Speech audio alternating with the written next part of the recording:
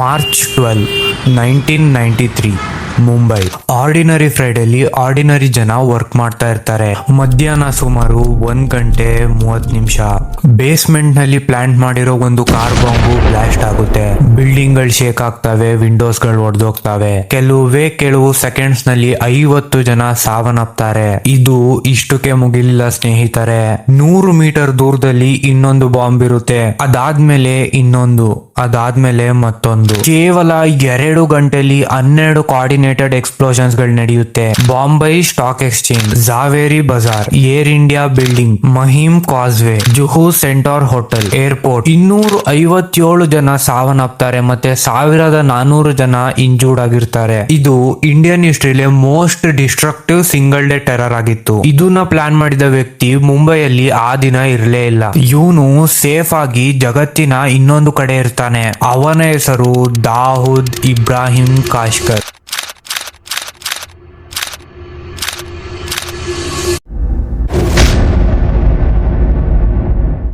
December 26, 1955 Maharashtra Ratnagiri district ನಲ್ಲಿ ಒಂದ್ ಸಣ್ಣ ಊರಲ್ಲಿ ಹುಡ್ತಾರೆ ದಾವೂದ್ ಇಬ್ರಾಹಿಂ ಕಾಶ್ಕರ್. ಅವರು ಒಂದ್ ಕೊಂಕಣಿ ಮುಸ್ಲಿಂ ಫ್ಯಾಮಿಲಿಗೆ 2ನೇ ಪುತ್ರರಾಗಿ ಜನಿಸ್ತಾರೆ. ಅವ್ರಿಗೆ 12 ಸಿಬ್ಲಿಂಗ್ಸ್ ಇರ್ತಾರೆ ಮತ್ತೆ ಒಂದು ಸಣ್ಣ ಮನೆ. ಅವರ father Ibrahim Kaskar Mumbai police crime branch ನಲ್ಲಿ ಹೆಡ್ ಕಾನ್ಸ್ಟೇಬಲ್ ಆಗಿ ಕೆಲಸ ಮಾಡ್ತಿರ್ತಾರೆ. ಬಹುಶಃ ಈ ಸ್ಟೋರಿಲಿ ಇದೇ biggest irony. India's most wanted notorious criminal Dawood Ibrahim law enforcement officer ಇರುವ ಮನೇಲಿ ಬೆಳೀತಾರೆ. ಅವರಿಗಿದ್ದಂತಹ ಫೈನಾನ್ಷಿಯಲ್ ಕಂಡೀಷನ್ ಇಂದ ಅವ್ರ ಫ್ಯಾಮಿಲಿ ಸೌತ್ ಮುಂಬೈನ ಡೋಂಗ್ರಿಗೆ ಮೂವ್ ಆಗುತ್ತೆ. ಇಲ್ಲಿ ಸಖತ್ತು ಕೆಟ್ಟ ವಾತಾವರಣ ಇರುತ್ತೆ. ಕರೀಂ ಲಾಲಾ, ಹಾಜಿ ಮಸ್ತಾನ್, ಬಾಂಬೈಗೆ ಇವರೆಲ್ಲ ಒಂಥರ ಗ್ರೇಟ್ ಡಾನ್ಸ್ ಗಳು. ಇವರೆಲ್ಲರೂ ಡಾನ್ಸ್ ಆಗೋಕ್ಕಿಂತ ಮುಂಚೆ ಡೋಂಗ್ರಿ ಸ್ಟ್ರೀಟ್ಸ್ ಅಲ್ಲಿ ನಡೆದಾಡಿದ್ರು. ದಾವೂದ್ ಅವರು ಸೈಲರ್ ಹೈಸ್ಕೂಲ್ ಅಲ್ಲಿ ಓದ್ತಾ ಇರ್ತಾರೆ. ಫೈನಾನ್ಷಿಯಲ್ ಕಂಡೀಷನ್ ಇಂದ ಆಮೇಲೆ ಡ್ರಾಪ್ ಔಟ್ ಆಗ್ತಾರೆ. ಅದಾದ್ಮೇಲೆ ಸಣ್ಣ ಫ್ರಾಡ್ ಸ್ಟಾರ್ಟ್ ಮಾಡ್ತಾರೆ. ಅಲ್ಟಾ ಪಲ್ಟಿ ಅಂತ ಒಂದ್ ಸ್ಕ್ಯಾಮ್ ಮಾಡ್ತಾ ಇರ್ತಾರೆ. ಜನರು ಲಕ್ಸುರಿ ವಾಚಸ್ ಗೆ ದುಡ್ಡು ಕೊಡ್ತಾ ಇದ್ರು, ಆದ್ರೆ ಅದ್ರ ಬಾಕ್ಸ್ ಓಪನ್ ಮಾಡಿದ್ರೆ ಅದ್ರೊಳಗೆ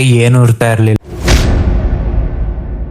1974 ಅಲ್ಲಿ ದಾವೂದ್ ಇಬ್ರಾಹಿಂ ಅವ್ರಿಗೆ 19 ವರ್ಷ ಆಗಿತ್ತು. ಹಾಜಿ ಮಸ್ತಾನ್ ವರ್ಕ್ ಮಾಡ್ತಾ ಇದ್ದಂತ ಒಂದ್ ಕೊರಿಯರ್ ನ ರಾಬ್ ಮಾಡ್ತಾರೆ. ಮುಂಬೈಯಲ್ಲಿ ಒಬ್ಬ ಪವರ್ಫುಲ್ ಡಾನ್ ನ ಕೊರಿಯರ್ ಅವರು ಅದರಲ್ಲಿರೋ ಕ್ಯಾಶ್ ಜೊತೆಗೆ ಎಸ್ಕೇಪ್ ಆಗ್ಬಿಡ್ತಾರೆ. ಈ ಇನ್ಸಿಡೆನ್ಸ್ ಇಂದ ಮುಂಬೈ ಅಂಡರ್ ವರ್ಲ್ಡ್ ಗೆ ದಾವೂದ್ ಇಬ್ರಾಹಿಂ ಮೇಲೆ ಅಟೆನ್ಷನ್ ಹೋಗುತ್ತೆ. ಅವರು ಮತ್ತೆ ಅವ್ರ ಬ್ರದರ್ ಶಬೀರ್ ಜೊತೆಗೂಡಿ ಲೋಕಲ್ ಸ್ಮಗ್ಲರ್ ಬಶು ದಾದಾ ಅಂಡರ್ ವರ್ಕ್ ಮಾಡ್ತಾರೆ. ನಂತರ ಅವರ ಸ್ವಂತ ಎಂಪೈರ್ ಬಿಲ್ಡ್ ಮಾಡ್ತಾರೆ. ಅವರ ಸ್ವಂತ ಟೆರಿಟರಿ ಬಿಲ್ಡ್ ಮಾಡ್ತಾರೆ. ಗೋಲ್ಡ್, ಸಿಲ್ವರ್ ಮತ್ತೆ ಇಲ್ಲಿಗಲ್ ಗೂಡ್ಸ್ ಇದನ್ನೆಲ್ಲ ಸ್ಮಗಲ್ ಮಾಡ್ತಿರ್ತಾರೆ. ಸಿಟಿಲಿ ಲೀಗಲಿ ಸಿಗದ ಎಲ್ಲಾ ವಸ್ತುನ ಕಾಶ್ಕರ್ ಬ್ರದರ್ಸ್ ಸಪ್ಲೈ ಮಾಡ್ತಿರ್ತಾರೆ.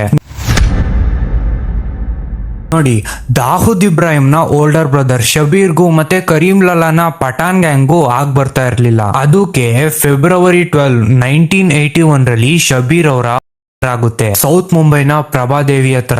ದಾವೂದ್ ಅವ್ರಿಗೆ ಅವಾಗ 25 ವರ್ಷ. ಅವ್ರ ಎಲ್ಲಾ ಕ್ರೈಮ್ ಗೆ ಸಪೋರ್ಟ್ ಮಾಡ್ತಿದ್ದಂತಹ ವ್ಯಕ್ತಿನ ಅವ್ರು ಕಳ್ಕೊಂಡಿರ್ತಾರೆ. ಇದನ್ನ ಎಲ್ಲ ರಿವೆಂಜ್ ಆಗಿ ಇಟ್ಕೊಂಡು ಅವರು ಒಬ್ಬೊಬ್ರೆ ಶತ್ರುಗಳನ್ನ ಮುಗಿಸ್ತಾ ಬರ್ತಾರೆ. ಸಮಾದ್ ಖಾನ್, ಅಮೀರ್ ಜಾದಾ ಇವ್ರೆಲ್ಲ ಕರೀಂ ಲಾಲಾನ ಪಠಾನ್ ಗ್ಯಾಂಗ್ ಅವರು. ಆಗ್ಲೇ ಒಂದ್ 1980s ರಲ್ಲಿ ದಾವೂದ್ ಇಬ್ರಾಹಿಂ ಮುಂಬೈನ ಕಂಟ್ರೋಲ್ ಮಾಡ್ತಾ ಇರ್ತಾರೆ. ಅವರು ಅವಾಗ ಎಲ್ಲಾ ಗ್ಯಾಮ್ಲಿಂಗ್ ಇಂದ, ಆಲ್ಕೋಹಾಲ್ ಶಾಪ್ ಇಂದ ಮತ್ತೆ ಕಾಂಟ್ರಾಕ್ಟ್ ಕಿಲ್ಲಿಂಗ್ ಇಂದ ದುಡ್ಡು ಸಂಪಾದನೆ ಮಾಡ್ತಿರ್ತಾರೆ. ಬಾಲಿವುಡ್ ಸ್ಟಾರ್ಸ್ ಕೂಡ ಅವ್ರ ಪಾರ್ಟಿಗೆ ಹೋಗ್ಬೇಕಾಗಿರುತ್ತೆ. ಅವರ ಈ ಸ್ಮಗ್ಲಿಂಗ್ ಆರ್ಗನೈಸೇಷನ್ ಗೆ ಅವರು ಡಿ ಕಂಪ್ನಿ ಅಂತ ಹೆಸರಿಡ್ತಾರೆ. ಇದರಲ್ಲಿ 5,000ಕ್ಕಿಂತ ಹೆಚ್ಚು ಮೆಂಬರ್ಸ್ ಇರ್ತಾರೆ. South Asia, middle East, Africa, south East Asia ಮತ್ತೆ ಯುರೋಪ್ ಈ ಎಲ್ಲಾ ಕಡೆ ಆಪರೇಟ್ ಮಾಡ್ತಾ ಇರ್ತಾರೆ. ಎಕ್ಸ್ಟಾರ್ಷನ್, ಡ್ರಗ್ ಟ್ರಾಫಿಕಿಂಗ್, ಹಿರೋಯಿನ್ ಮತ್ತೆ ಹಶೀಶ್ ಅಫ್ಘಾನಿಸ್ತಾನ್ ಮತ್ತೆ ಪಾಕಿಸ್ತಾನ್ ಇಂದ ಸೋರ್ಸ್ ಆಗಿ ದುಬೈ ಥ್ರೂ ಹೋಗಿ ಯುರೋಪ್ ಮತ್ತೆ ಮಿಡಲ್ ಈಸ್ಟ್ ಗೆ ಡಿಸ್ಟ್ರಿಬ್ಯೂಟ್ ಆಗ್ತಾ ಇತ್ತು. ಇದರಲ್ಲಿ ಆರ್ಮ್ಸ್ ಡೀಲಿಂಗ್ ಸಹ ಮಾಡ್ತಾ ಇದ್ರು. AK-47 explosives Pakistan intelligence service ಇಂದ ಸೋರ್ಸ್ ಆಗ್ತಾ ಇತ್ತು. D company inter national betting syndicate ನಡೆಸ್ತಾ ಇತ್ತು. ಇಂಡಿಯನ್ ಮತ್ತೆ ವೆಸ್ಟ್ ಇಂಡಿಯನ್ ಕ್ರಿಕೆಟರ್ಸ್ ನ ಮ್ಯಾನೇಜ್ ಮಾಡ್ತಾ ಇತ್ತು. ಫೇಕ್ ಕರೆನ್ಸಿ, ಕಿಡ್ನಾಪಿಂಗು, ಕಾಂಟ್ರಾಕ್ಟ್ ಕಿಲ್ಲಿಂಗು ಒಂದ ಎರಡ ನೋಡ್ತಾ ಹೋದ್ರೆ 1000 ಕ್ರೈಮ್ಸ್ ಗಳು ಕಾಣಿಸ್ತವೆ. 1980s ರಲ್ಲಿ ಲಾ ಎನ್ಫೋರ್ಸ್ಮೆಂಟ್ ಪ್ರೆಷರ್ ಇಂದ ಇಂಡಿಯಾ ಇಂದ ಎಸ್ಕೇಪ್ ಆಗ್ಬೇಕಾಗುತ್ತೆ. ಅವ್ರಿಗೆ 11 ಪಾಸ್ಪೋರ್ಟ್ಸ್ ಗಳಿದ್ವು. Multiple alliances, multiple identity. December 1992 ಅಯೋಧ್ಯೆಯಲ್ಲಿರೋ ಬೊಬ್ರಿ ಮಸ್ಜಿದ್ ನ ಹಿಂದೂ ನ್ಯಾಷನಲಿಸ್ಟ್ ಡೆಮಾಲಿಷ್ ಮಾಡ್ತಾರೆ. ಆಮೇಲೆ ಇಂಡಿಯಾದಲ್ಲಿ ರಿಲಿಜನ್ ಮಧ್ಯೆ ಟೆನ್ಷನ್ ಬಿಲ್ಡ್ ಆಗುತ್ತೆ. ಈ ರಯೋಟ್ಸ್ ಮತ್ತೆ ಈ ವೈಲೆನ್ಸ್ ಇಂದ 2,000ಕ್ಕಿಂತ ಹೆಚ್ಚು ಜನ ಸಾವನ್ನಪ್ತಾರೆ. ಅದರಲ್ಲಿ ಹೆಚ್ಚು ಜನ ಮುಸ್ಲಿಮ್ಸ್ ಆಗಿದ್ರು. ದಾವೂದ್ ಇಬ್ರಾಹಿಂ ಅವರು ದುಬೈಯಲ್ಲಿ ಕೂತು ಇದನ್ನ ಎಲ್ಲ ನೋಡ್ತಾ ಇರ್ತಾರೆ. ಅವರು ಟೈಗರ್ ವಿಮಾನ್ ಜೊತೆ ಒಂದು ಡಿಸಿಷನ್ ತಗೊಂತಾರೆ. ಇಂಡಿಯಾದ ಫೈನಾನ್ಷಿಯಲ್ ಕ್ಯಾಪಿಟಲ್ ಮುಂಬೈ ಮೇಲೆ ಟೆರರ್ ಅಟ್ಯಾಕ್ ಮಾಡೋದಕ್ಕೆ RDX ಅಂದ್ರೆ ರಾಯಲ್ ಡೆಮೊಲಿಷನ್ ಎಕ್ಸ್ಪ್ಲೋಸಿವ್ಸ್ ಇದನ್ನ ಸಮುದ್ರದಿಂದ ಬಾಂಬೆ ಶೋರ್ಸ್ ಗೆ ಸ್ಮಗಲ್ ಮಾಡ್ತಾರೆ. ಇಂಡಿಯಾದಲ್ಲಿ ಲಾರ್ಜ್ ಸ್ಕೇಲ್ ಟೆರರ್ ಅಟ್ಯಾಕ್ ಗೆ RDX ಫಸ್ಟ್ ಟೈಮ್ ಯೂಸ್ ಆಗಿತ್ತು. ಅದಾದ್ಮೇಲೆ ನಾನ್ ನಿಮ್ಗೆ ಸ್ಟಾರ್ಟಿಂಗ್ ಹೇಳ್ದಾಗೆ ಮಾರ್ಚ್ 12, 1993 ಮಧ್ಯಾಹ್ನ ಸುಮಾರು 1:30 ಸಿಟಿ ಎಕ್ಸ್ಪ್ಲೋಡ್ ಆಗುತ್ತೆ. 257 ಜನ ಸಾವನ್ನಪ್ತಾರೆ ಮತ್ತೆ 1,400 ಜನ ಇಂಜೂರ್ಡ್ ಆಗಿರ್ತಾರೆ. ಮುಂಬೈ ಪೊಲೀಸ್ ಜೊತೆಗೆ ವರ್ಕ್ ಮಾಡ್ತಿದ್ದಂತಹ ಜಂಜೀರ್ ಅನ್ನೋ ಒಂದ್ ನಾಯಿ 3,329 RDX ಡಿಟೆಕ್ಟ್ ಮಾಡುತ್ತೆ. ಅದು ಯೂಸ್ ಆಗಕ್ಕಿಂತ ಮುಂಚೆ 600 ಡಿಟೋನೇಟರ್ಸ್ ಮತ್ತೆ 249 ಹ್ಯಾಂಡ್ ಗ್ರೆನೇಡ್ಸ್. ಯಾಕೂಬ್ ಮೆಮಾನ್ ಟೈಗರ್ ಮೆಮಾನ್ ನ ತಮ್ಮ. ಇವ್ರುವೆ ಈ ಕೇಸ್ ನಲ್ಲಿ ಇನ್ವಾಲ್ವ್ ಆಗಿರೋದಕ್ಕೆ ಡೆತ್ ಸೆಂಟೆನ್ಸ್ ಇಂದ 2015 ರಲ್ಲಿ ಇವ್ರನ್ನ ಹ್ಯಾಂಗ್ ಮಾಡ್ತಾರೆ.